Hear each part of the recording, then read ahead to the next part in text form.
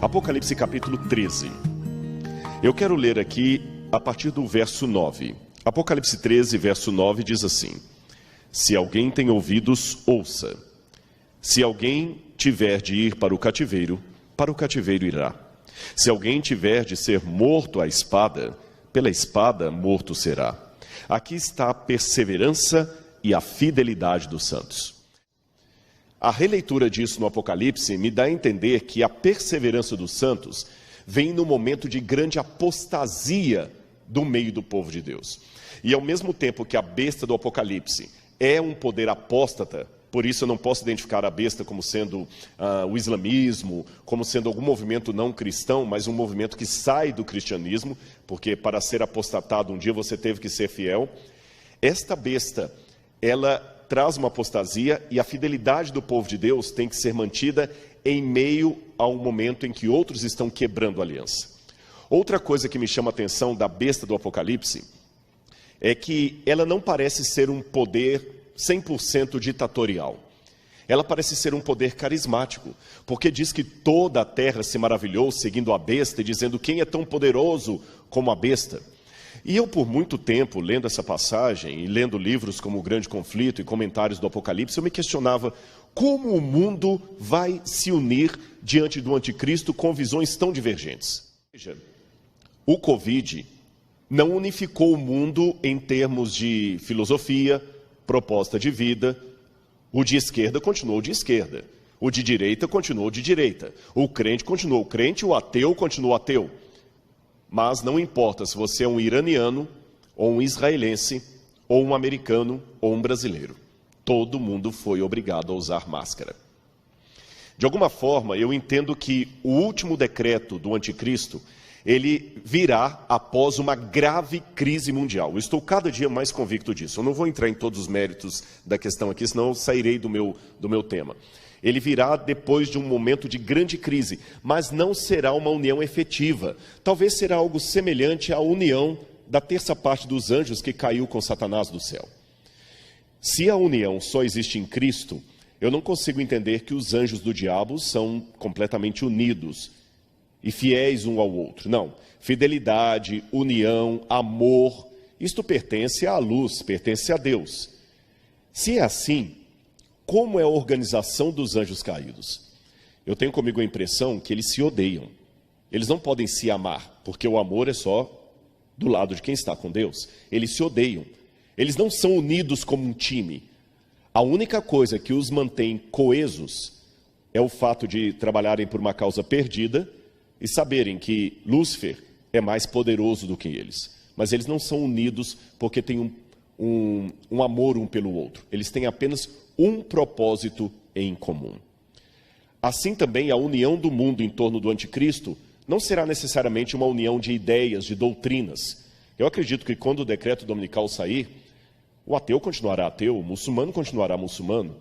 Eles vão se unir a esse decreto por um motivo comum, mas não por uma união de ideias. Se você olhar o espetáculo paralelo de Satanás, ele é refletido no Apocalipse. O diabo, ele não imita o caráter de Deus, mas ele faz uma paródia de Deus para enganar. Alguns rápidos exemplos apocalípticos. Cristo aparece como aquele que recebe o direito de se assentar no trono de Deus Pai. E ele se assenta no trono de Deus Pai como um cordeiro degolado, porque a palavra esfrazo no grego significa um cordeiro degolado, mas que estranhamente estava vivo, uma ferida de morte, mas que estava vivo. O dragão, que é o diabo, também tem uma das suas cabeças degoladas, ferida de morte, mas sobreviveu. Cristo estava vivo pela ressurreição. O dragão está vivo por uma falsa ressurreição. Ele sobreviveu, mas Cristo tem uma marca de degola no pescoço, o dragão também tem uma marca de degola no pescoço. Cristo se senta no trono de Deus Pai, e o dragão dá também o seu trono à besta. Cristo coloca na testa dos 144 mil o seu selo de propriedade. E a besta coloca na testa das pessoas, não o seu selo, porém a sua marca. E qual a diferença entre selo e marca?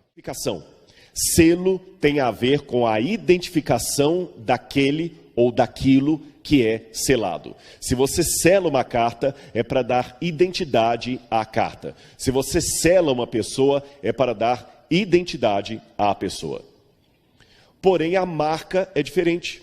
No mundo greco-romano, época em que o Apocalipse foi escrito, na época de Roma, a marca era dada sobre escravos ou pessoas que de alguma forma perdiam a sua classe social.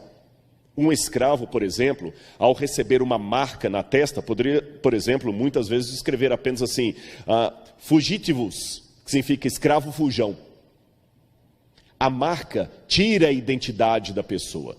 A marca era colocada, por exemplo, uma prostituta, uma mulher que perdia o direito de ser uma mulher de renome, uma matrona na sociedade romana, ela recebeu uma marca, podia ser com ferro quente na testa, desde a época da Grécia, ou seja, as marcas nunca eram bem vistas na sociedade greco-romana, porque a marca era algo para tirar a sua identidade.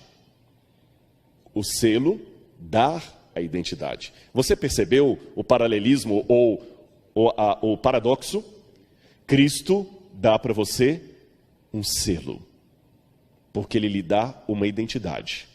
O anticristo propõe uma marca, que vai justamente tirar a sua identidade. Aí chama minha atenção que a marca do anticristo é dada sobre a mão direita e sobre a testa. Como ele sempre faz uma paródia dos atos de Deus, já dei exemplo aqui do dragão, dando o trono à besta, do cordeiro imolado e do dragão também imolado. Qual seria a paródia do anticristo ao colocar uma marca na testa e na mão? Se algum dia você tiver a oportunidade de ir a Israel, ou mesmo no YouTube, você procurar um vídeo assim, escreva lá no YouTube, Muro das Lamentações, Jerusalém, Judaísmo. Você se deparará com a cena de alguns judeus orando com uma caixinha preta aqui na testa e outra que eles geralmente seguram na mão esquerda. Se você depois olhar a sua Bíblia no livro de Deuteronômio, capítulo 6, verso 8, ou também em Êxodo, capítulo 13, verso 6, você vai ver que Deus mandou que os hebreus colocassem por frontal, entre os olhos, na testa e na mão, um resumo da lei. E os judeus realmente colocam naquela caixinha um resumo da lei. Eles colocam 4 textos do Antigo Testamento.